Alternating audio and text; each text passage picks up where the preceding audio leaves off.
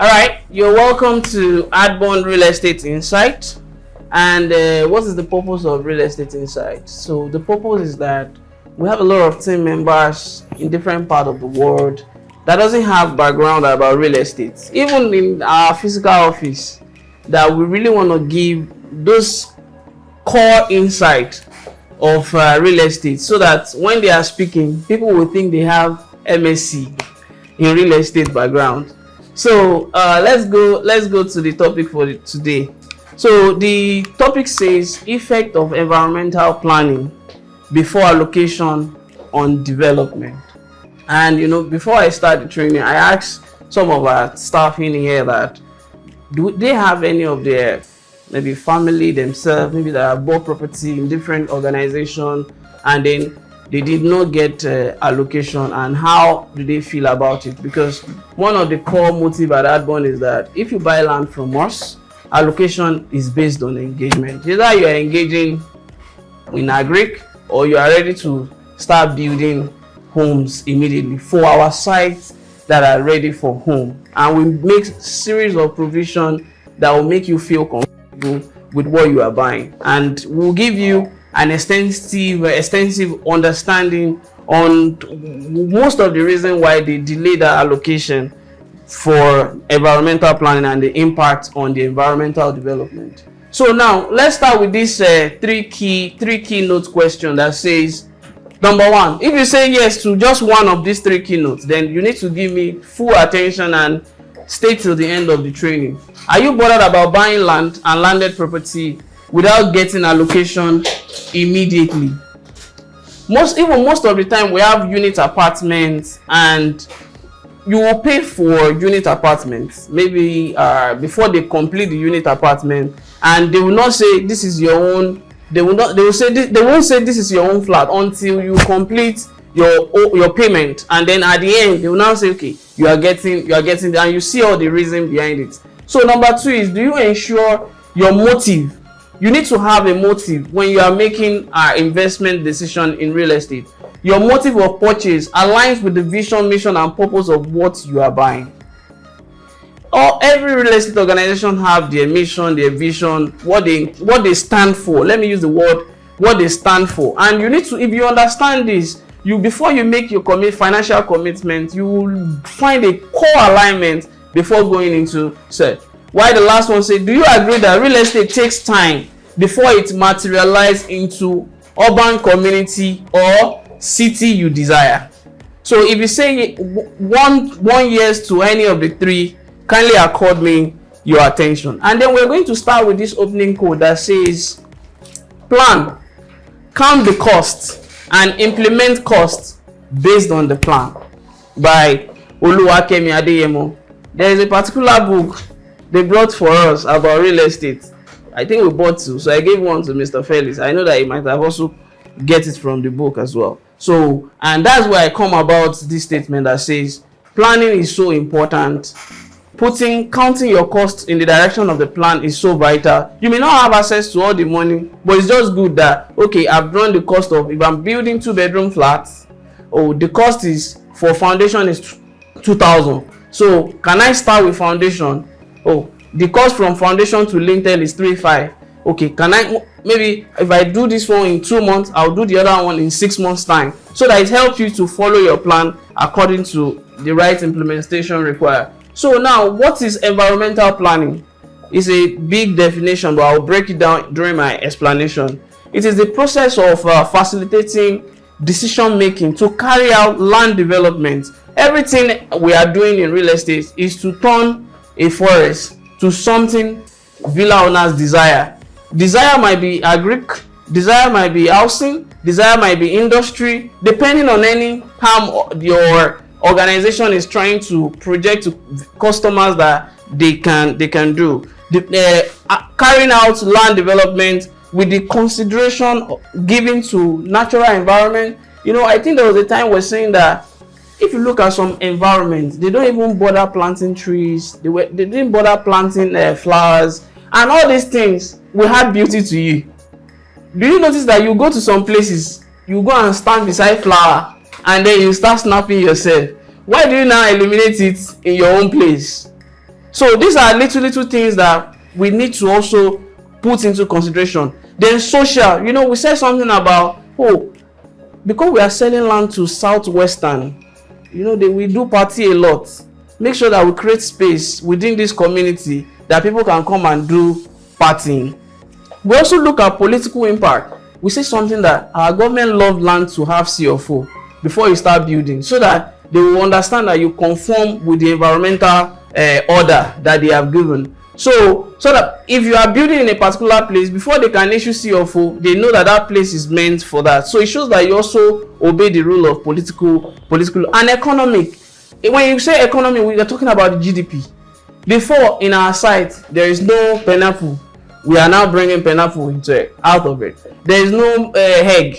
There is no chicken. All these things, there is no cow. They are now coming out of this. They are now coming out of this environment. So that will have economic impact, and governance factor to achieve sustainable outcome. Sustainable outcome in the sense that if you look at a place called Oregon, if you are driving from Oregon towards Ojota, you see that you'll be perceiving some odor.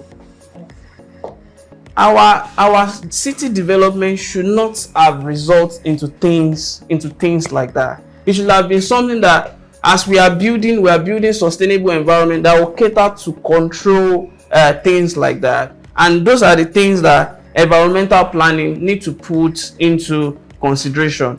And the core of it all is, even when you have built your city, how can your city also protect part of the arm of the city that is yet to be built and conserve it to the fullest of its value? And we say something that, if you see the little project we are doing at Legacy Green, as small as it is, it has ripple effect in the value of the environment currently. And it's not like maybe we've done the project on a mega scale within that particular environment. And these are things that we also need to put into consideration. So now let's look at the definition for development. Development is a process that creates growth, progress, positive change, or addition of physical, economical, environment, social, and demographical components. So what is this thing saying? The moment we get to, let's say, Legacy Green, and then you mistakenly say we are doing road 14 meters, whether you put interlock, you don't put interlock, you do it at road, you start adding physical significant impact that is adding positive change in that particular environment. You might not know the effect because you are already in a already existing city, but people that have not seen that lifestyle before, you've added value to them. Maybe some people that have come before in the past, and then they are now coming again. They say, I won't like to go with my car. They now go with their car, and then they see that the road is good. You don't know how you will make them feel that, who are the people that came to do this? You've added a huge, enormous environmental development within that particular axis. So let's go into the core of the training, which says effect of environmental planning on real estate development before allocation. There is something that we see outside the country. Most of the time what they do is that they clear their land and they put maybe carpet grass. They will have done the layout already, so which we will get there as well. So they will have put layout designs and then put carpet grass, so that whenever they want you to have access to start building in this place, that's when they will approve. That's when they will approve it. So let's go further. So number one thing that environmental planning gives is what we call orderliness. We don't know the ripple effect orderliness have inside us, but by the time you mistakenly live in an orderly environment for just maybe 21 days, 60 days, when you go to another environment that lack orderliness, you will feel so bad, and it will be so difficult for you to adjust. Maybe your first 1 week, your first 2 weeks before you now adjust to it. So orderliness is a key thing, and this is in British Columbia in Canada. So I went to look out for visuals that we can use to comprehend the understanding of what I mean by orderliness. So these things are so important that even if you look at, I think Lagos is even still fair. If you go to some places in Ogun State, you hardly find tarred road.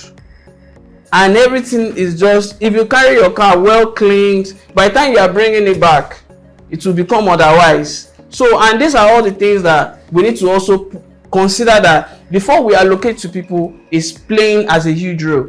Imagine, let's say, let's just ask ourselves a data question, in the sense that if we have 5 real estate companies, and then within these 5 real estate companies, they don't allocate until you are ready to build, and then we have another 5 real estate companies that say, pay us first month money, we will allocate to you. If you check the rate of the people that always deliver in terms of development, we will realize that those that even they don't just bring the best development, and we have several real estate companies that have always proved that test of time in making sure that, why are we in a hurry? Why not let us tell the truth? You understand? Why not let us tell the truth to this customer that, oh, this thing, we still have to plan it. We need to know the number of subscribers that we have, and we need to know the kind of infrastructure that we want to put in place before we will start doing allocation. But peradventure, as I always say, okay, if you want to get allocated, okay, we can allocate to you, maybe you are ready to do a great project. But peradventure, we do our layout design, and then road pass through, we put the road in through and change your allocation to another place. We state that clearly, and customer feels comfortable, because whatever we've discussed with customer at the beginning, that's what they will hold on. That's what they will hold on to. So now we have another example of our own environment that is becoming orderly in time. So if you look at my country home, this is a layout design for my country home, and you can easily commit yourself, which is still one of this. It will be one of our smallest development project of 72 plots. And if you see the value is now 5.9 million from 650,000. So if you also look at, maybe you are looking at how owning a country home, I think this place is situated at Governor's Office Road, Obafemi Owode, along Abeokuta Expressway. So then the next thing that he also does, there's something we call nature preservation. And if you look at this place, it's called Nature Park in Dubai, where they use nature to design so crafty thing that as you are snapping with this one, another one is calling you. And these are some of the things that, because of the fact that we are lucky to have a virgin community, a virgin environment, we will be able to twerk things and do things the way we can get it done.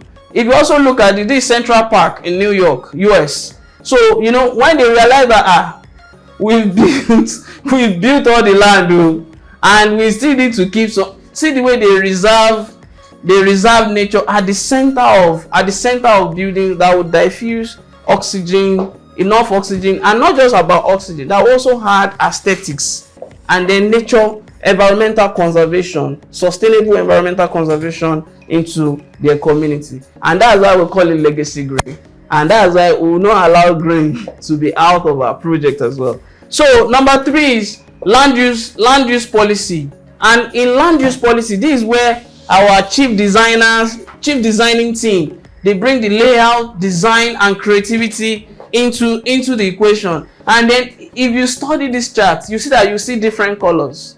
You see yellow, you see green, you see blue. All these colors stands for the purpose upon which each layout is meant to be used for. You know, the management can say, oh, if we have schools, we can say that if you are buying our land and what you want to use it for is school, you can buy it at 50% of the price. But there will be an agreement that you cannot change that use. And that's why we call this place land use policy. You cannot change the use for another thing. It must be for school. Maybe in future you now say you are not doing school, your vision have changed. We'll give you the exact money. You pay us back. It will be in the raising documentation, and that opportunity will start coming up gradually. So, and these are one of the reasons why most real estate organizations will delay allocation, so that they can put all these things into consideration. Okay, good. So into consideration, and I want us to look at legacy green. See how the exact design that you see, our architectural department, they started putting things in line. This one should be administrative, this one should be this one, that one should be this one. Oh, this is where 2 bedroom flat should be. You cannot buy let's say you buy a plot and then you want to do 2 bedroom now, and we've allocated the zone for 2 bedroom. Now say, because my money have increased, is now duplex you want to put there. You have to come and speak with the management first of that community, because we choose management for that community, that do we still have space where we have designated for duplexes. I think this person want to make a change. If there is no space, there is nothing you can do. You have to just buy by the rule of the zoning that has already been done. So the next one is value appreciation. Naturally, once allocation is not done and then you have introduced the layout design and people can see it, you have introduced the sectioning, putting that layout of paper into reality. You have introduced, let's say when they bought it, it's just a provisional survey, but now we now have registered survey, we now have CFO. Naturally, when you tell people, the land now have CFO, they will be willing to put more money in line, because you also tell them that it has also appreciate in value. And we have an example of that same legacy green when we're selling at 220, which is 1833, and I think this is around 2021, and as of today, people are buying the same property for 950,000 in less than, let's say, within 2 years. So these are things that we should put into consideration when we're going into real estate purchase. Then number 5 says change of land use. Because of what we do is agro to home, change is bound to catch up with our project. Why? Because the audience that are buying from us also, they are transitioning. So yeah, they are transitioning from being youth to married, from married to father, and then they will be changing the apartment size as well. Maybe you start your life with maybe a room and parlor or a mini flat, and then when you have children, you now say, okay, we want a duplex. All you need to do is just add more money to whatever that you have and upgrade. So the change of use of our project that start from pineapple to cow, all these things are our project. Then to our future home development design, housing type, and the entrance of my country home. So now, what are the bonus part of these trainings? One thing delay in allocation help you to control is inflation and price control. If you see, to buy some land in some location, you just hear 1 billion 1 billion this. Why? Because there might be no regulatory control around it, and people have the right, since they already have the location, people have the right to call it any price they actually want to call it. And the next one is property change of ownership. When we allow property to change ownership, it's getting closer to development. When you allow, maybe I sold from myself, when I bought at 220, I sold to him for 700, he sold to him at 1.7. There is tendency that before you get to 3 to 5, development will take place. So then the next one is value reappreciation. Even when we look at a property change of use, if you look at this place before, they are housing. Island is housing before, but now commercial has done what? Commercial has taken over. So there is that tendency of things also changing in terms of what it will be used for. And the moment commercial take over, the value of reappreciation will occur. Maybe a place people are renting for housing at 1 million. If you are doing office there, you start hearing 4.5. yeah, 5 million due to that. Then the next one is, it also helps to identify people that are buyers that are ready to build, and also buyers that just want to buy to hold and then resell in future. And then the last part is, it gives time advantage for space management and recent design implementation. Let's say for those that have been buying the land maybe like 3-4 years, if we have put design into check for that 3-4 years, like if you see the entrance of my country and we say, oh, let's delay it a bit. If we have done the design maybe 2-3 years ago, by the time people want to come and start saying they want to build, we might have to spend more money. We might have to spend more money again to redesign what we have done initially. So my recommendation for this training is that don't buy real estate for yourself to live first, but any rental income alongside. I'm not saying you should not buy a place you will live. Buy a place you will live, but make sure that you're also earning rental income alongside. Maybe you buy a plot, you can do block of, don't live fine at the beginning of life. You can do block of 4 flats, 3 bedroom, and then your family take one, and your tenants, they will be paying you rent on the remaining 3 units. Let's say you are the type that like children, that you have plenty children. Okay, break it into 2. You can do duplex in 1 and then do 2 bedroom up and down at the other side, so that you can be earning rental income out of it. So the next one say, understand the investment you are going into before committing your funds into it. And these are one of the next phase that we are right now. We can no longer sell because of the commission anymore. We have to sell with dignity, that this is what we stand for, this is what we do at Adbond, this is how people buy our products, this is what we tend to give out. So does this meet your need? Then you can commit buying decision with us. So then number 3 says, seek the service of a family wealth advisor in 21st century to relieve headache on your asset and portfolio ownership. Because of the nomad lifestyle and people want to have assets in different environments, we need to understand that the services that we are bringing up, called family wealth advisor, will actually gain ground in the 21st century. So then the last part of my recommendation, don't overestimate home ownership and underestimate agricultural property in Africa in this era.